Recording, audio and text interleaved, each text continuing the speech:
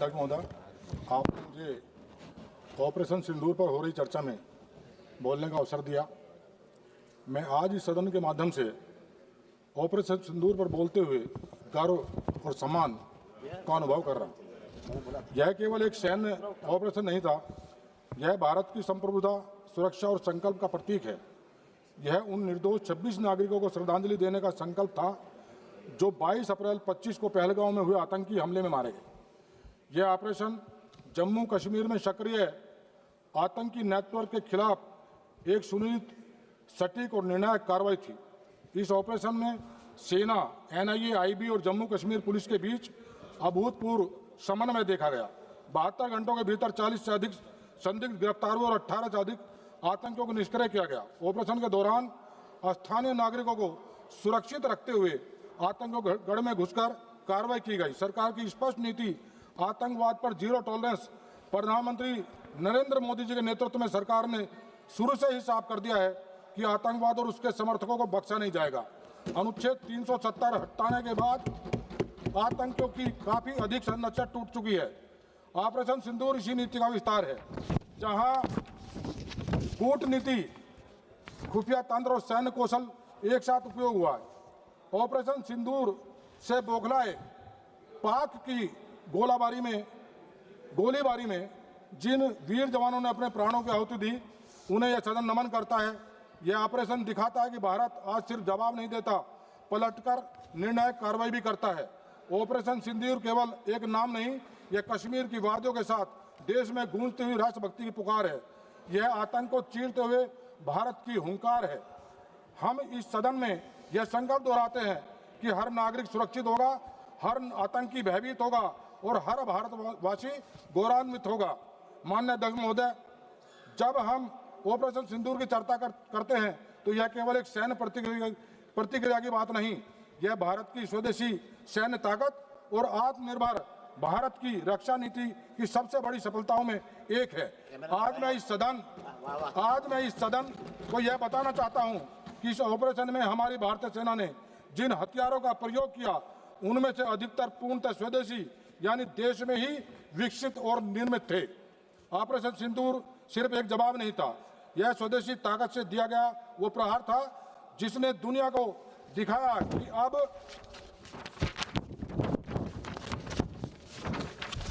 अब भारत सिर्फ खरीदार नहीं, निर्माता और निर्णायक शक्ति बन चुका है।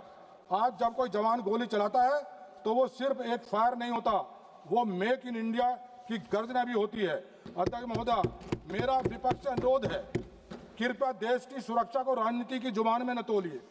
हम सबका कर्तव्य है कि जब आतंक के विरुद्ध कार्रवाई हो तो हम एकजुट रहें, न कि प्रश्न चिन्ह खड़े करें। ऑपरेशन सिंदूर कोई चुनावी एजेंडा नहीं, बल्कि भारत की आत्मा की रक्षा का संकल्प है। आदरणीय महोदय, मैं एक बात जरूर कहना चाहूंगा। अभी जब अनुराग ठाकुर जी बोल रहे थे और उन्होंने कहा कि शहीद सैनिक के पार्थिव शरीर को जो बॉक्स में लाने का जो फैसला था वो आदरणीय अटल बिहारी वाजपेयी सरकार का था। उसमें धर्मेंद्र जी मैं कह रहा हूँ, धर्मेंद्र जी मैं वहीं आ रहा हूँ। मेरी बात सुनिए आप, मैं वहीं आ रहा हूँ। वो फैसला ताबूत में लाने का फैसला अटल बिहारी वाजपेयी सरकार का था, लेकिन आदरणीय मुलायम सिंह यादव जब रक्षा मंत्री थे तो सैनिक के पार्थिव शरीर को घर तक पहुंचाने का फैसला एसएसपी और डीएम के माध्यम से सहसम्मान पहुंचाने का फैसला आदरणीय मुलायम सिंह यादव का, लेकिन ताबूत में लाने का फैसला अटल बिहारी वाजपेयी। और मैं तब भी कह रहा हूं, आज सैनिकों के सम्मान की बात हो रही है, आज ऑपरेशन सिंदूर की बात हो रही है और सैनिकों के सम्मान की बात हो रही है, हमारी भारतीय सेना के गौरव की बात हो रही है। और ऑपरेशन सिंदूर पे आज प्रश्न चिन्ह खड़ा करने वाले आप भी उनके साथ खड़े। मुलायम सिंह यादव जी ने सैनिकों को सम्मान दिया और जो सैनिकों के सम्मान के खिलाफ, ऑपरेशन सिंदूर के खिलाफ आज सदन में चर्चा करा रहे, आप उनके साथ बैठे, आप तो कम से कम इधर आ जाओ। और मैं एक बात और कहना चाहूंगा, अभी मेरे लोकसभा क्षेत्र के एक सैनिक अग्निवीर ललित कुमार अभी शहीद हुए, जो आतंकियों द्वारा बिछाई गई बारूदी सुरंग से उनका अभी वो दुर्घटना में उनका निधन हुआ। जो शहीद हुए, उनका जब पार्थिव शरीर आया तो तमाम सैनिक जो उनके पार्थिव शरीर को लेकर आए जो सैन्य अधिकारी, मैंने उनकी आंखों में गुस्सा देखा आतंकवादियों के खिलाफ, और जो पाकिस्तान जो आतंकियों को पनाह दे रहा है उनके खिलाफ उनकी आंखों में गुस्सा देखा।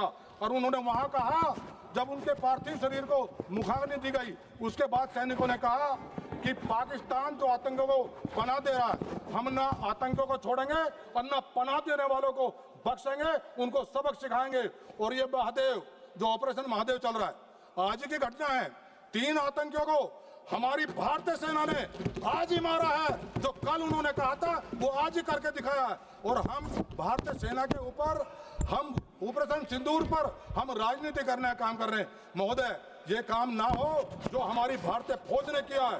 जो भारतीय फौज ने हमारे देश को आज गर्व से ऊपर उठाने का काम किया, उन पर हम प्रश्न चिन्ह उठा रहे हैं। ये बड़ा दुर्भाग्य है।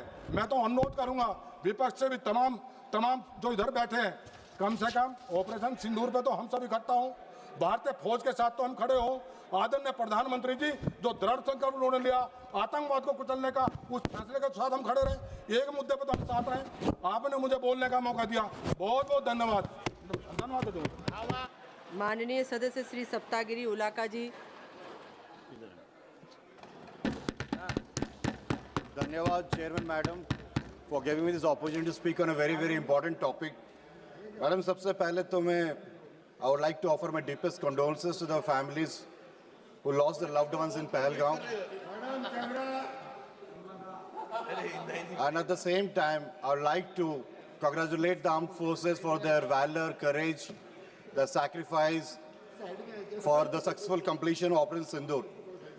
मैडम, जो पहलगांव में जो घटना घटी थी, उसके 3-4 दिन पहले हम लोग की कमेटी रूरल डेवलपमेंट पंचायती राज हम पहलगांव ही गए थे, जहाँ पे हम पहलगांव अनंतनाग में हम मनरेगा से जो काम हुआ है, प्रधानमंत्री आवास योजना में जो घर बने, प्रधानमंत्री ग्राम सड़क योजना में जो सड़कें बने, इसका हम जायजा कर रहे थे। 2-3 दिन की बात है, जब 22 तारीख से पहले हम लोग की टीम पूरा गई थी। उस वक्त हमने चीफ सेक्रेटरी से बात किया था, तो उन्होंने एक्सेप्शन मांगा कि हम आपके मीटिंग अटेंड नहीं कर पाएंगे क्योंकि प्रधानमंत्री मोदी जी जम्मू में वंदे भारत ट्रेन का शिलान्यास का उद्घाटन करने के लिए वो आ रहे हैं। एंड हमें बताया गया कि वो नहीं आ पा रहे। हम बोले कि ठीक है। जब हम पहुंचे पहलगांव को तो पता चला कि प्रधानमंत्री मोदी जी गए नहीं जम्मू को। हमें बताया गया कि वेदर कंडीशन ठीक नहीं था, इसलिए प्रधानमंत्री जी का कैंसिल हो गया। एंड उस वक्त ऐसा था कि हम डीएसपी से भी पूछे थे कि कैसा है माहौल पहलगांव में। सब बोल रहे थे आर्टिकल 370 एब्रोगेशन के बाद सब ठीक है, सब चंगा सी। पहले हम लोग को बुलेट प्रूफ गाड़ी मिलता था जो कमेटी जाती थी, बट नॉर्मल कार्स थे and it was all well. And अचानक 2-3 दिन के बाद इतना बड़ा घटना घटी। बैसरम वैली बस हार्डली 8-10 किलोमीटर जहाँ हम लोग रुके हुए थे, और हमें पता चला है कि वहाँ पे 10 किलोमीटर तक कोई सीसीटीवी कैमरा नहीं है, पुलिस का बंदोबस्त नहीं है, पुलिस सब गायब थे। एंड ये इतना बड़ा जो चूक घटी, जो दिस इज नथिंग बट अपना इंटेलिजेंस फेलियर भी बताऊंगा, या फिर सरकार को मालूम था कि ऐसे कुछ घटना घट रही है एंड वो अपने एरोगेंस के लिए ये चीज़ को दबाने की कोशिश की है कि नहीं सब ठीक है करके। कुछ ना कुछ प्रॉब्लम था एंड ये सबसे बड़ा इंटेलिजेंस फेलियर है। ऑपरेशन सिंदूर क्यों हुआ? ऑपरेशन सिंदूर हुआ कि पहलगांव में जो 26 हम लोग के